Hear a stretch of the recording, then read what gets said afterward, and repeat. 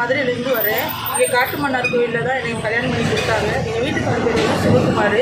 அவரையும் என்னையும் வாழ விடாமல் என் குழந்தைனார் அருண் விடாமல் பிடிச்சி வெளியே தள்ளி அவரை அடித்து உடச்சி என்னையும் பிடிச்சி வெளியே தள்ளி சொத்துக்காக எல்லாமே பண்ணிக்கிட்டு இருக்காங்க.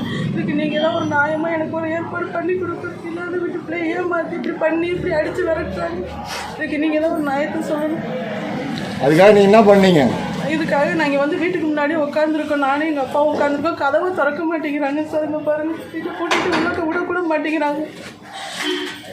போலீஸில் கம்ப்ளைண்ட் கொடுத்துருக்கோம் சார், அதுக்கும் வர மாட்டேங்கிறாங்க. கோர்ட்டில் கேஸ் கொடுத்துருக்கோம், அதுக்கும் வர எதுக்குமே வேணும்னு சொல்லலாம், வாழ வேணான்னு சொல்ல எதுவுமே சொல்லாமல் அப்படியே இருக்காங்க சார். எந்த பதிலுமே சொல்ல மாட்டேங்கிறாங்க சார்.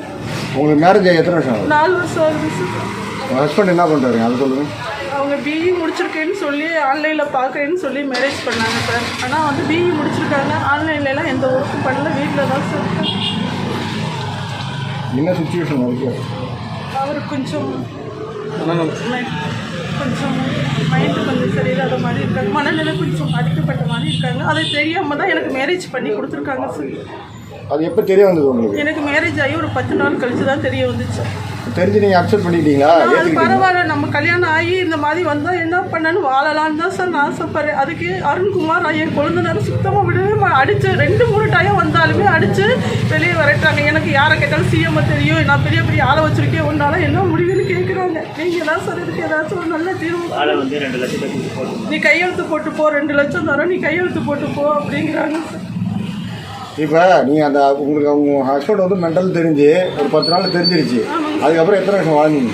அதுக்கப்புறம் நான் ஒரு ஹாஸ்பிட்டல், கோயம்புத்தூர் ஹாஸ்பிட்டல்லாம் போய் 10 நாள் இருந்து நான் அதுக்கப்புறம்லாம் இருக்க தான் சார் செஞ்சேன். அவங்களே எங்கள் அவர் அருண்குமார் என் கொழுந்தனரே சொல்கிறாங்க, அவர் ஏதாச்சும் பண்ணிட்டா கூட அதை வந்து நான் வந்து அவர் மனநலம் பாதித்தவர், அதனால வந்து நான் கேஸை வாபஸ் வாங்கிடுவேன். இல்லை நீ ஏதாச்சும் செஞ்சால் கூட என் மனநலம் பாதித்தவரை இவங்க பண்ணிட்டாங்கன்னு சொல்லிடுவேன். என்னையவே இருக்க விடாமல் பயமுறுத்தி அடித்து வெளியே வரட்டி விடுறாங்க சார்.